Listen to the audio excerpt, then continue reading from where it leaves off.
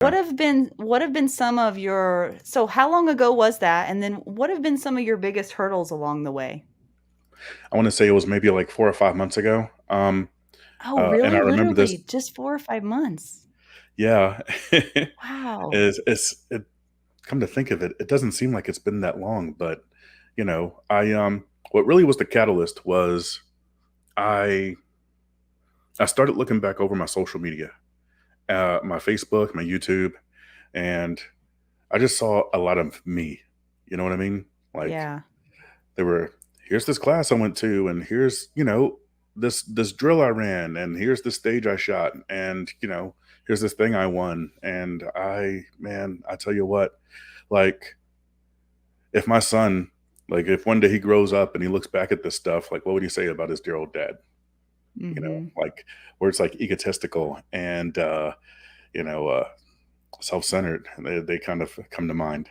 And even though that wasn't the intent when I pressed the post button, that's really just what I felt in my heart. And I was like, well, look, how about we use this as an opportunity to highlight some of the guys in the industry that nobody knows about? Yeah. So every time someone looks at me and says, you know, hey, Brian Hill's coming to town. How about we get together and who's Brian Hill? Hey, So you then you know, put him on the list, yeah. so I get him on the list. So this was a chance for you to bring awareness, to the public of a lot of people. You're in the world, in the gun world, so it makes, logical sense that that would be a good fit. Was there anything about like coming in to the public eye that was like challenging for you or different or something you didn't expect? Or has it all just been Mm, like pure love? uh, you know what? I thought I'd see more hate. I Yeah. thought that there would be more more criticism, like negative Mhm. criticism, more Mhm. you know crap talk, because that's Mhm. definitely what you see on the YouTube channel. And Yeah. you know, for instance, I made a video just talking about my perspective on concealed carry holsters. It did Mhm. pretty well, but I have to really be careful about the comment section because a lot of it was geared towards my own personal perspective. Mhm. I'm not a skinny guy. I'm a thick dude. I'm Dude, though, you can move. I have seen videos of you shooting. You can move. I should have queued one up so everybody could see it. I like that right there is just a good product of my training. Guys like I've had a lot of grandmaster shooters that were able to show me the way.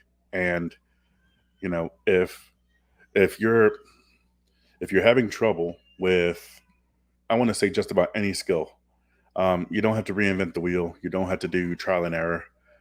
Yeah. Me personally, I just don't have time. Because Mhm. I work like You 50. definitely don't have time now. Definitely not. So, it's like, okay, well, if you want to meet that goal and you don't have a whole lot of time and you're driven, okay, Yeah. I need to find some folks that have gone before. Brian Yeah. Hill says all the time that, the definition of sensei is one that has gone before. And so, Mhm. it just makes sense for me that, hey, if I want to learn jujitsu, how about I find, someone that has gone before? Or if I want to Mhm. learn IT, how about I find someone that's gone before?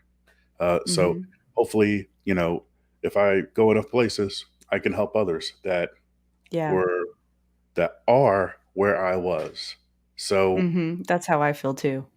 yeah, Totally. just kind Yeah, of feel 'cause led that way. yeah, I do too because, I think a lot of it is like almost creating something for your former self is what it feels like to me because I've had such a growth curve throughout my career and I feel like, man, I there are just things that I wish I knew then. There was a lot of stuff that I had to relearn and some of it I had to untrain, because I just didn't know what I didn't know and it was sure would have been nice to have that information.